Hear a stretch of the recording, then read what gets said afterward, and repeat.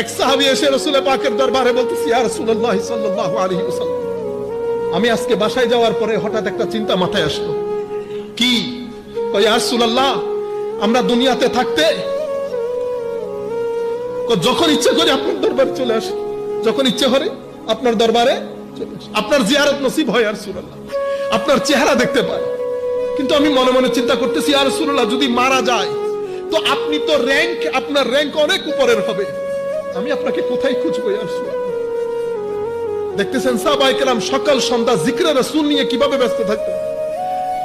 সাহাবী এই প্রশ্ন করলেন, আমার আল্লাহ কোরআনের আয়াত নাযিল করে দিয়েছে, আমার আল্লাহ কোরআনের আয়াত নাযিল করে দিয়েছে। ওই আয়াত, মাআল্লাযীনা সিদ্দীক ওয়া শুহাদা ওয়াস সালিহিন ওয়া হাসুনা উলাইকা রাফিকা। আপনি যাকে ভালোবাসেন, যার অনুসরণ করবেন, মনে প্রাণে যাকে চাইবেন, আপনার কিয়ামত এবং হাসর তার সাথে। সাহাবায়ে কেরাম